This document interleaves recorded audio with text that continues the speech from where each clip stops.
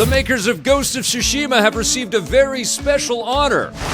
Apple Arcade has been scoring some huge games like the new one from Hironobu Sakaguchi.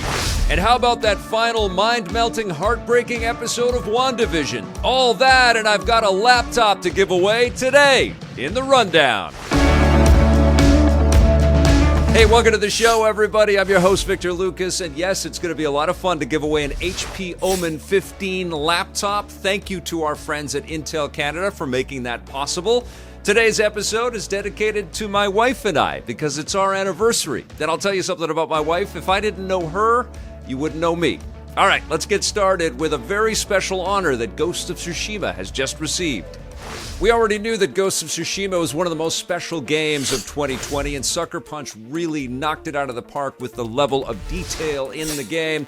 It was incredibly enjoyable to play, but it's just so rich in the details and the history and the culture of ancient Japan, and especially the island of Tsushima. Well, the mayor of Tsushima, Hiroki Hidekatsu, wanted to award Nate Fox and Jason Connell, two of the lead devs on the game, with a special ambassadorship. And I found out all about this because of a fantastic report from Video Games Chronicle, and it was blasted all over the internet. It really speaks to the international kind of power and the cultural power of video games. This incredibly talented team in Seattle, Washington was able to create this game that just was so rich in authenticity, and it rippled and resonated across the world. And the mayor of Tsushima wanted to express his appreciation. Even a lot of Japanese people do not know the history of the Genko period. When it comes to the world, the name and location of Tsushima is literally unknown, so I cannot thank them enough for telling our story with such phenomenal graphics and profound stories.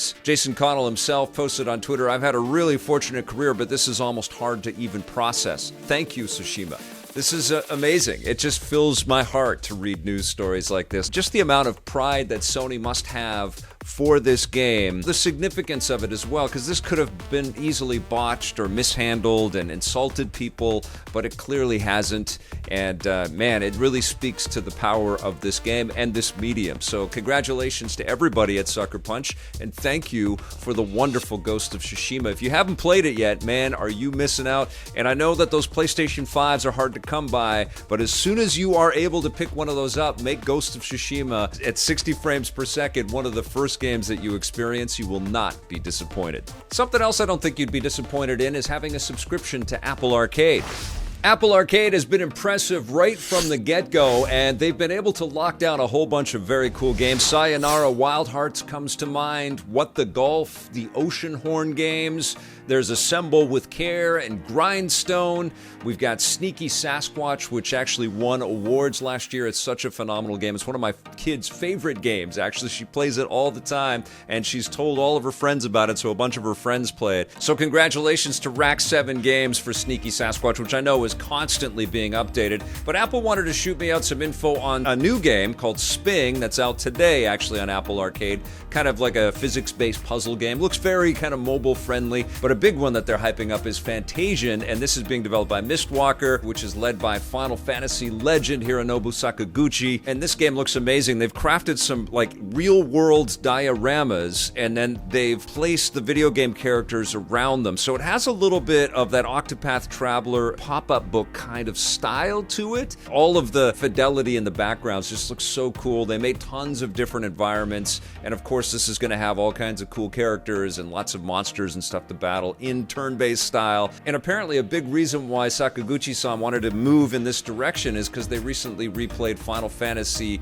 III in North America, 6 in Japan, on the mini Super Nintendo system, and that inspired him and his team to go back to their roots, and that's why we've got Fantasian on the way. It blows my mind that we have incredible titles like The Pathless and Sayonara Wild Hearts that are just available sometimes first on Apple Arcade, and it's like $5 or $6 a month. It's crazy. Amazing deal. I wish I had more time to play all of the experiences there, but trust me, if you've got an iOS device, if you play mobile games at all, if you've got an Apple TV, because the games all work on Apple TV or Mac computers, you owe it to yourself to check out Apple Arcade. They're doing some great stuff there. And another team that's been doing some great stuff is the Marvel team working on WandaVision, which just wrapped up. Okay, I'm going to be getting into some spoiler talk here, so skip ahead if you haven't seen the finale yet. But I just wanted to kind of process some thoughts around this episode and this series. And man, what an incredible season of television the WandaVision creators have crafted for us. It was an appointment viewing all the way along. There were lots of cool twists and turns, beautiful production, incredible performances. It was way more than just a superhero show. You can't box this, man. You can't just put it into, like, it's not like Wonder Woman 1984, and I'm not throwing any shade at Wonder Woman or the Hulk or anything else that's been made before. This was just so unique and so fresh. It reminded me a lot watching this entire season of watching episodes of Lost or even Fringe, because there was a lot of mysteries to solve in that awesome show too. But WandaVision was something special, of course, because of its Marvel connections and all the illusions, and we all wanted to kind of see how it was all connected. And of course, we all heard the hype about how the Scarlet Witch's story was going to connect directly into the next Doctor Strange movie, and there are connections to the sequel to Captain Marvel and the other wider MCU as well, of course. But what was really profound about this show, and I think it was suggested all the way along, and we had that amazing line from Vision in the last episode, what is grief if not love persevering, which has just rippled around the world, especially in this pandemic year. But this was a show about grief. This was a show about Wanda Maximoff dealing with all of the loss and the heartache, and honestly, everybody that's on this MCU Earth dealing with the repercussions of the snap, and people disappearing for 5 years. That's all in there. There was an emotional truthfulness to the way that this series was put together that hits you like a ton of bricks. The last episode is incredibly sad. We see some amazing action sequences for sure between, the vision that Wanda willed into existence and the vision that director Hayward willed into existence, and they're battling each other with the superhero special effects that we've come to expect out of a Marvel movie. And we're also getting the epic witch fight between Agatha Harkness and the Scarlet Witch, and both trying to not just blast each other with magical powers, but trying to also psychologically outwit each other. And it was a bit of a tennis match going back and forth. And I'll tell you something about that Catherine Hahn. They can put her in anything. Like, her path is set now. She is terrific, and what a gift to this season she was. But all of it, I think, rests on the amazing performance that Elizabeth Olsen put into this character. All of these different facets, all of these different eras, all of these different emotions that she had to suppress or express in wonderful ways. This was a complete gift to this performer, and Paul Bettany as well, to both of these performers. These characters that had an interesting backstory to begin with. They were really fantastic color in the background and the previous Avengers and Marvel films, but they were just brought to the forefront. And even to people like myself, I don't really know all of the backstory to Scarlet Witch or the Vision. I've been sort of digging into it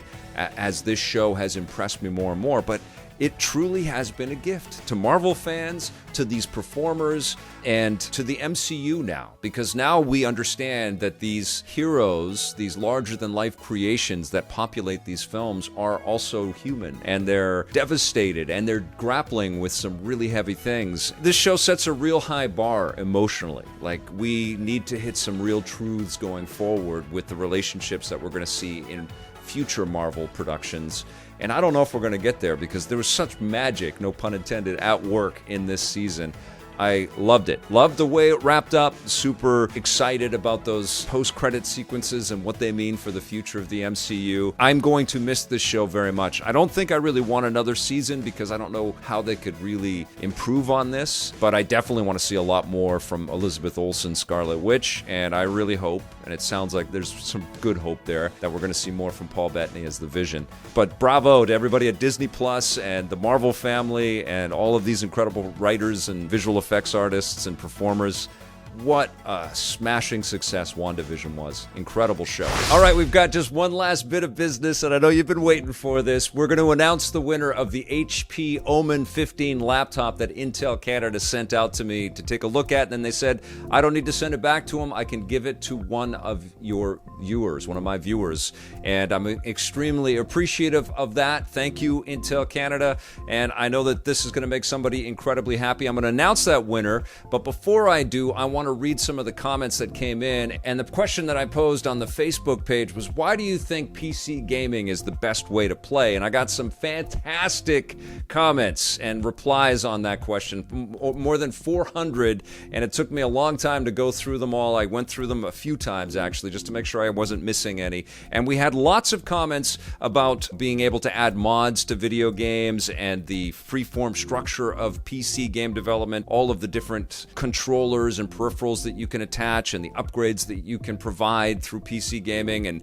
you can have things run that are completely state-of-the-art, but you can also run a lot of retro stuff and a lot of indie stuff. All of those absolutely terrific responses. And I think I've got a couple in here that outline that, but these are comments that really stuck out to me.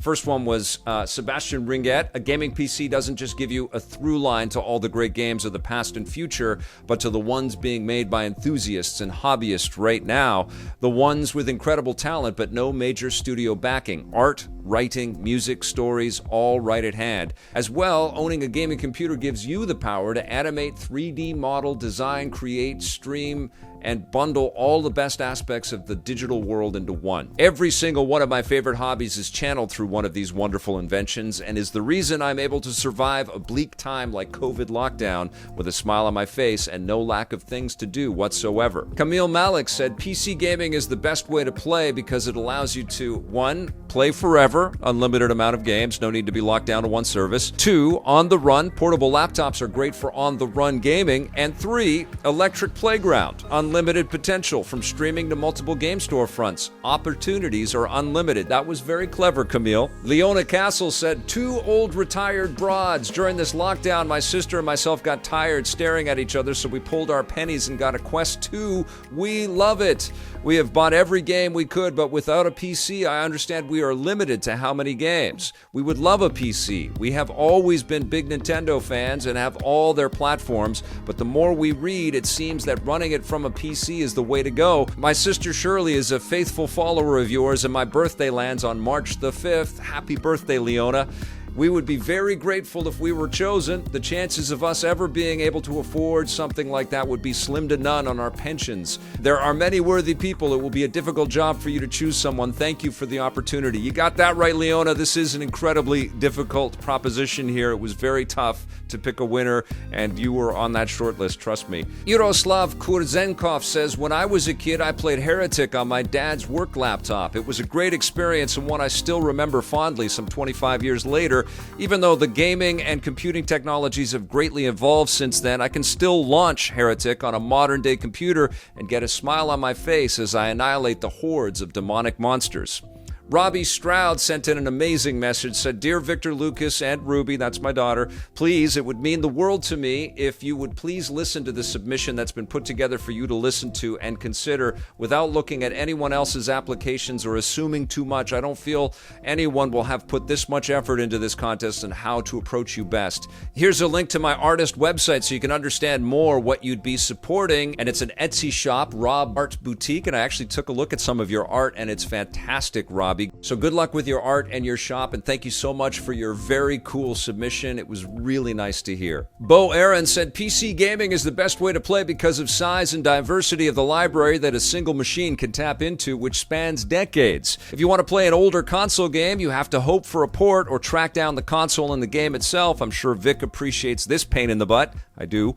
PC gaming is a continually evolving spectrum. Someone with a new laptop or desktop has access to all the awesome new games being released, but importantly, they also have access to potentially decades of software on that very same machine. Heck, I fired up the original Diablo 2 the other day, inspired by the new release, and it still works. And I was even able to play online 20 years later. I love the idea that my kids or even grandkids will be able to play the very same games I grew up with on their own PC with far less barriers to entry. Can't beat that feeling. Robert Wallace had a fantastic comment. I want to win this for my brother who loves everything gaming. He doesn't doesn't have a PC good enough to play even the most basic of games. His history of mental illness and the cost that comes with it has limited his options. He recently got into streaming, but the quality has taken a hit working with the hardware he has. He thinks that frame rates and resolutions on a good PC are unmatched, and I'm sure he would love the chance to play with his friends and to stream with good quality. That's why PC gaming is the best. It would make my dream come true to make his dream come true, and that dream is to play forever. And I gotta tell you, Robert, that one almost won. And I really hope that you are able to realize that dream and help your brother out, but that was really beautiful. And finally, Fred Wicks made me laugh out loud. He says, "Hey Vic, why do I think PC gaming is the best way to play? Number one, better graphics. When it comes to PC gaming, better graphics are a major selling point.